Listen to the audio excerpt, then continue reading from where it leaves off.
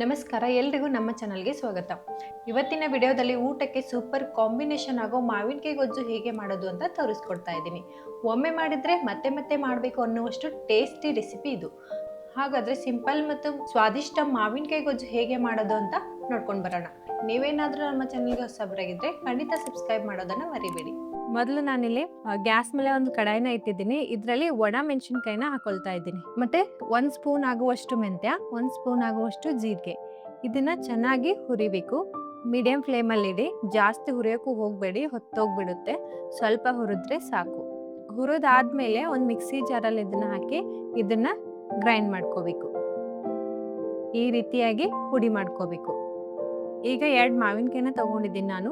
ಮುಂದ್ಗಡೆದು ಮತ್ತೆ ಹಿಂದ್ಗಡೆ ಇರೋದನ್ನ ಸ್ವಲ್ಪ ಕಟ್ ಮಾಡಿಕೊಂಡು ಇದ್ರ ಮೇಲ್ಗಡೆ ಇರುವ ಸಿಪ್ಪೆನ ತೆಗಿಬೇಕು. ಸಿಪ್ಪೆ ಇಟ್ಟರೆ ಅಷ್ಟು ಚೆನ್ನಾಗಿ ಆಗೋದಿಲ್ಲ ಮಾವಿನಕಾಯಿ ಗೊಜ್ಜು. ಅದಕ್ಕೋಸ್ಕರ ಸಿಪ್ಪೆನ ಪೂರ್ತಿಯಾಗಿ ತೆಗೆದು ಇವಾಗ ಚಿಕ್ಕದಾಗಿ ಪೀಸ್ಗಳನ್ನು ಕಟ್ ಮಾಡ್ಕೋಬೇಕು. ಮಾವಿನಕಾಯಿ ಗೊಜ್ಜು ಮಾಡೋದು ತುಂಬಾನೇ ಸುಲಭ ಇದೆ ಮತ್ತು ತುಂಬಾನೇ ಟೇಸ್ಟಿಯಾಗೂ ಇರುತ್ತೆ. ಇದನ್ನ ನೀವು ಚಪಾತಿ ಜೊತೆ, ಅನ್ನದ ಜೊತೆ, ಮತ್ತೆ ಪೂರಿ ಜೊತೆ, ದೋಸೆ ಜೊತೆ ಯಾವುದ್ರ ಜೊತೆನೂ ಕೂಡ ಇದು ತುಂಬಾ ಚೆನ್ನಾಗಿ ಹೊಂದ್ಕೊಳ್ಳುತ್ತೆ. ತುಂಬಾ ಟೇಸ್ಟಿ ಕೂಡ ಆಗಿರುತ್ತೆ. ಇವಾಗ ಎಲ್ಲ ಕಟ್ ಮಾಡ್ಕೊಂಡಾಗಿದೆ. ಈಗ ನಾವು ಗ್ಯಾಸ್ ಮೇಲೆ ಒಂದು ಕಡಾಯಿನ ಇಟ್ಟು ಇದ್ರೊಳಗಡೆ ಕಟ್ ಮಾಡಿರೋ ಮಾವಿನಕಾಯಿ ಪೀಸ್ಗಳನ್ನ ಹಾಕಬೇಕು.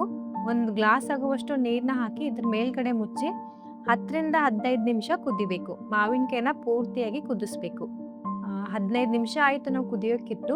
ಇವಾಗ ಇದಕ್ಕೆ ಸ್ವಲ್ಪ ಬೆಲ್ಲನ ಹಾಕ್ಕೊಳ್ತಾ ಇದ್ದೀನಿ. ನೀವು ಜಾಸ್ತಿ ಸ್ವೀಟ್ ಏನಾದರೂ ತಿಂತಿದ್ರೆ ಬೆಲ್ಲನ ಸ್ವಲ್ಪ ಜಾಸ್ತಿನೇ ಹಾಕ್ಬೋದು. ನಾನಿಲ್ಲಿ ಹುಳಿ ನಮಗೆ ಜಾಸ್ತಿ ಬೇಕು ಅಂತ ಅದಕ್ಕೋಸ್ಕರ ಬೆಲ್ಲನ ಸ್ವಲ್ಪ ಕಡಿಮೆ ಹಾಕ್ತಾ ಇದ್ದೀನಿ. ಈಗ ಇದ್ರ ಮೇಲ್ಗಡೆ ಮುಚ್ಚಬೇಕು. ಮುಚ್ಚಿ ಮತ್ತೆ 5 ನಿಮಿಷ ಇದನ್ನ ಕುದಿಸ್ಬೇಕು. ನಾವು ಕುದಿಸೋಕ್ಕಿಟ್ಟು 5 ನಿಮಿಷ ಆಗಿದೆ. ಇದನ್ನ ಓಪನ್ ಮಾಡ್ಕೊಳ್ತಾ ಇದ್ದೀನಿ. ಇವಾಗ ಪುಡಿ ಮಾಡಿರುವಂತಹ ಮಸಾಲಾನ ಇದರಲ್ಲಿ ಹಾಕ್ಕೊಳ್ಬೇಕು. ಇದನ್ನ ಚೆನ್ನಾಗಿ ಮಿಕ್ಸ್ ಮಾಡ್ಕೋಬೇಕು. ಗ್ಯಾಸ್ನ ಪೂರ್ತಿಯಾಗಿ ಲೋ ಫ್ಲೇಮಲ್ಲಿ ಇಟ್ಟು ಇದನ್ನ ಚೆನ್ನಾಗಿ ಮಿಕ್ಸ್ ಮಾಡ್ಕೊಳ್ಳಿ. ಇಲ್ಲಾಂದ್ರೆ ಪೂರ್ತಿಯಾಗಿ ಹೊತ್ತೋಗುತ್ತೆ ಮತ್ತೆ ಟೇಸ್ಟಿ ಕೂಡ ಹೋಗುತ್ತೆ. ಗ್ಯಾಸ್ ನೀವೇನಾದ್ರೂ ಫುಲ್ ಇಟ್ಟಿದ್ರೆ ಸಣ್ಣ ಉರಿಯಲ್ಲೇ ಇದನ್ನ ಚೆನ್ನಾಗಿ ಕುದಿಸ್ಬೇಕು. ನೋಡಿ, ಇವಾಗ ಪೂರ್ತಿಯಾಗಿ ಇದು ಕುದ್ದಿದೆ. ಈಗ ನಾವು ಇದಕ್ಕೆ ಒಗ್ಗರಣೆನ ಕೊಡ್ಬೇಕಾಗುತ್ತೆ. ಗ್ಯಾಸ್ ಮೇಲೆ ಒಂದು ಪ್ಯಾನ್ನ ಇಟ್ಟು ಇದರಲ್ಲಿ ಎಣ್ಣೆನ ಹಾಕೊಳ್ತಾ ಇದ್ದೀನಿ. ಸ್ವಲ್ಪ ಸಾಸಿವೆನ ಹಾಕೊಳ್ತಾ ಇದ್ದೀನಿ. ಮತ್ತೆ ಸ್ವಲ್ಪ ಕರಿಬೇವು, ಬೆಳ್ಳುಳ್ಳಿ ಮತ್ತೆ ಒಣಗ್ ಮೆಣಸಿನ್ಕಾಯಿ, ಕಟ್ ಮಾಡಿರೋ ಒಣಗ್ ಮೆಣಸಿನ್ಕಾಯಿನ ಹಾಕೊಂಡು ಚೆನ್ನಾಗಿ ಫ್ರೈ ಮಾಡ್ಕೋಬೇಕು. ಇವಾಗ ನಾವು ಕೊಟ್ಟಿರುವಂತಹ ಒಗ್ಗರಣೆನ ಇದರಲ್ಲಿ ಹಾಕಿ ಚೆನ್ನಾಗಿ ಮಿಕ್ಸ್ ಮಾಡ್ಕೋಬೇಕು. ಇವಾಗ ಗ್ಯಾಸ್ನ ಆಫ್ ಮಾಡಿದ್ದೀನಿ ನಾನು. ಗ್ಯಾಸ್ನ ಆನ್ ಅಲ್ಲಿ ಇಟ್ಟಿಲ್ಲ. ಇವಾಗ ಇದು ತುಂಬಾನೇ ಟೇಸ್ಟಿಯಾಗಿರುವ ಮತ್ತೆ ಹುಳಿಯಾಗಿರುವ ರುಚಿಯಾಗಿರುವ ಎಲ್ಲದರ ಜೊತೆನೂ ಹೊಂದಿಕೊಳ್ಳುವ ಮಾವಿನಕಾಯಿ ಗೊಜ್ಜು ರೆಡಿಯಾಗಿದೆ. ಈ ರೆಸಿಪಿ ನಿಮಗೆ ಇಷ್ಟ ಆಗಿದೆ ಅಂತ ಅಂದ್ಕೊಂಡಿದ್ದೀನಿ. ಇಷ್ಟ ಆಗಿದ್ರೆ ಖಂಡಿತ ಕಮೆಂಟಲ್ಲಿ ತಿಳಿಸಿ. ಮತ್ತು ನೀವು ಖಂಡಿತ ನಿಮ್ಮ ಮನೆಯಲ್ಲಿ ಈ ರೆಸಿಪಿನ ಮಾಡಿ ನೋಡಿ.